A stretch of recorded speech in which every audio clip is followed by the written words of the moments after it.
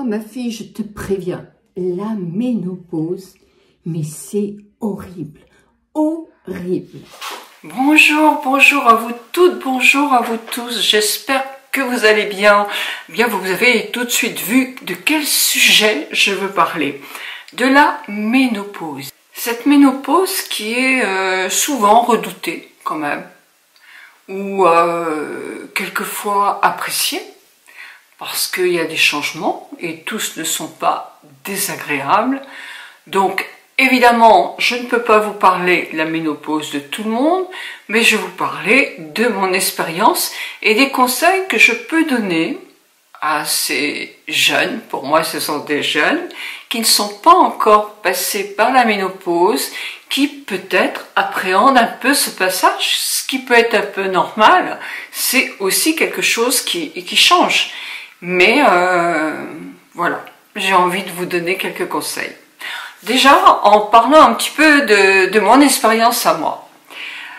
À peu près vers mes 40 ans, ma mère m'a parlé de sa ménopause. Et alors, vous avez entendu l'intro, ben c'était tout à fait ça. Mais quelle horreur, mais c'est pas possible, tu vas voir, mais moi j'étais ménopausée à 47 ou 48 ans, elle avait, mais c'est horrible, c'est plus du tout la même vie après, et puis au point de vue sexuel, mais quelle horreur, enfin tout était pire. Elle avait eu des bouffées de chaleur, sûrement, je ne dis pas, elle a eu tout ça sûrement, mais elle m'a fait un tel tableau de cette ménopause que à 40 ans, ben, j'avais une angoisse de cette période-là.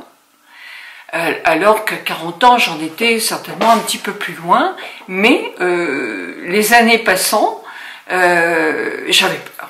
J'avais peur de ce passage-là. On appelle aussi la préménopause avant la ménopause. Alors moi, je me doutais, puisque ma mère était un puits de science, que j'allais être à peu près ménopausée, à peu près comme elle, quoi, 46, 47 ans.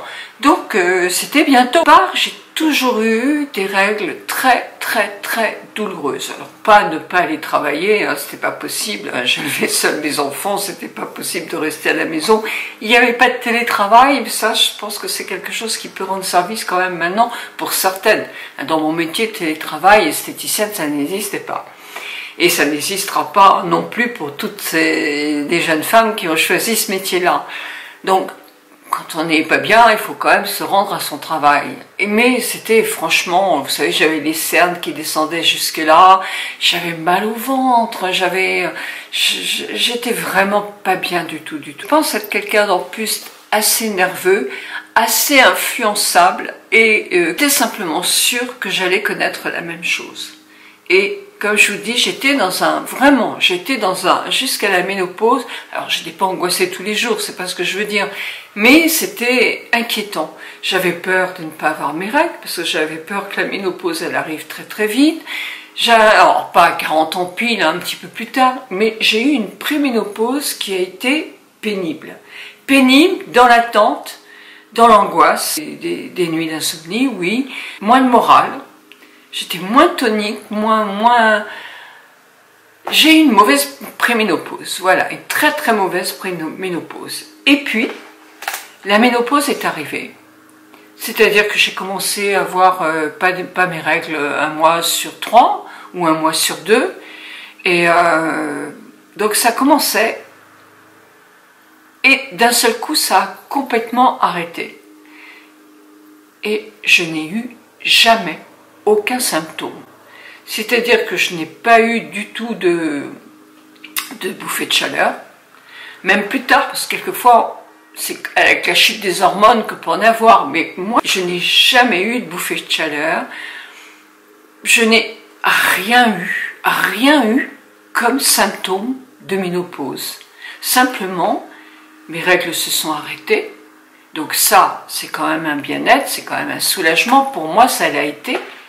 Mes angoisses, dans ce cas-là, ont beaucoup diminué, même carrément diminué sur ce sujet-là en tout cas. C'était aussi une période, j'avoue, qui aurait pu être encore plus douloureuse, parce que effectivement, à 48 ans, j'ai arrêté d'avoir mes règles, mais c'était à cette époque-là que mes enfants sont partis, donc j'aurais pu effectivement avoir une ménopause qui est désagréable, parce que souvent une angoisse en entraîne une autre, etc. Et comme j'étais angoissée par le départ de mes enfants, eh bien je peux dire que moi la ménopause, elle est passée, comme on dit, comme une lettre à la poste. Bon, je peux pas vous dire grand chose, puisque je n'ai eu aucun symptôme. Que du bien-être, tout compte fait. Je n'ai plus mes règles, je n'ai plus ces jambes lourdes, je n'ai plus ces inquiétudes, ces maux de tête. Moi, j'ai tout gagné, en quelque sorte. Tout gagné. Et mon conseil, c'est de ne pas écouter ce qu'on peut vous raconter là-dessus. Que ce soit, alors, votre maman, peut-être qu'elle est plus douce que la mienne, hein, donc toutes les mamans ne sont pas comme ça, mais ne pas écouter, c'est pas du tout, comme disait ma mère, la fin d'une vie de femme, mais pas du tout, du tout, du tout. N'écoutez pas les avis des uns et des autres. N'allez pas sur Internet. Regardez comment ça se passe. Sur Internet, vous n'aurez que les avis négatifs. Les gens qui ont passé une bonne ménopause comme moi, on va pas passer sur Internet, l'écrire. Moi, c'était franchement extra, etc. Parce que bon, une fois que c'est passé, on pense à autre chose dans la vie et on vit tout simplement. Donc on n'est pas centré là-dessus. Pour moi, ça n'a rien changé. Mais je me suis embêtée quelques années auparavant. Donc c'est pourquoi je vous dis, chaque ménopause est différente. Je ne vous dis pas que vous n'aurez pas aucun symptôme. Ben non, je sais très bien que j'ai des amis qui ont eu des ménopauses beaucoup plus difficiles. Par contre, puisque j'ai mis un post aujourd'hui sur Instagram, il y en a aussi beaucoup qui n'ont eu aucun symptôme de ménopause. Donc, quel sera votre profil? Ce ne sera pas forcément celui de votre mère, votre grand-mère, votre tante, votre arrière-tante, ou votre voisine, ou de votre meilleure amie. Ça sera votre ménopause à vous, et vous ne savez pas du tout comment ça sera. Alors, ça, c'était un de mes conseils. Après, bon, la ménopause se passe, que ce soit à 48, 50, 56 ans, ça dépend des personnes aussi.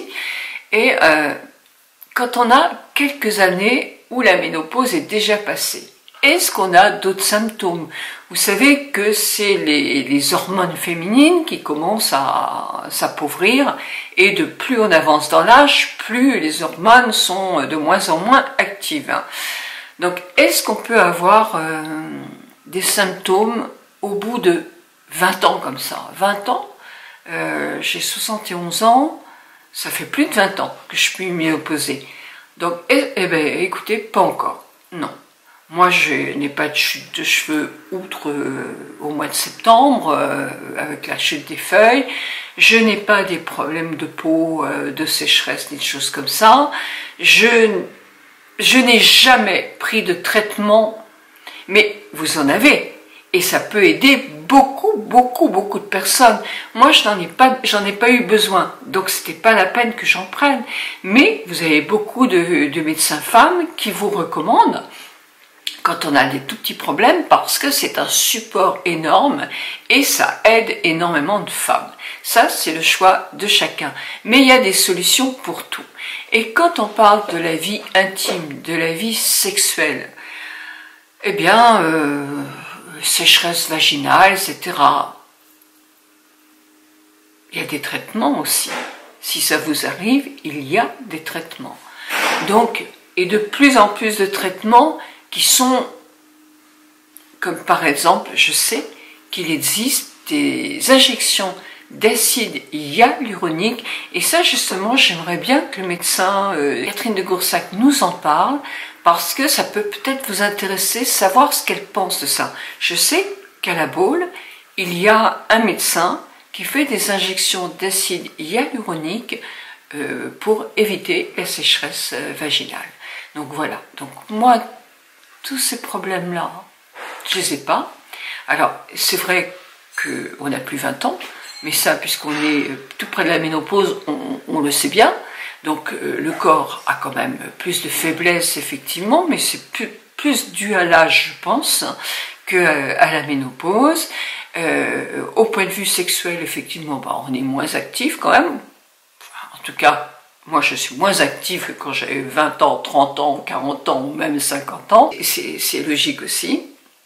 Et voilà, en tout cas, tout le monde n'a pas tous les problèmes de ménopause. Et il ne sert à rien, à mon avis, d'être angoissé, de vous gâcher des années de préménopause pour une ménopause dont vous ne connaissez pas les effets sur vous et qui, somme toute, sûrement, peut-être, se passera hyper bien. Et si elle se passe un peu moins bien, vous avez des tas de solutions pour pallier à ces déficiences et soulager un petit peu les maux que vous pourriez avoir. Je ne sais pas si cette petite vidéo va vous apporter quelques soutiens ou simplement, je le fais tout simplement pour vous parler d'un vécu et pour vous encourager à ne pas trop écouter ce qu'on vous dit à droite et à gauche. Ce n'est pas forcément ce qui se passera pour vous.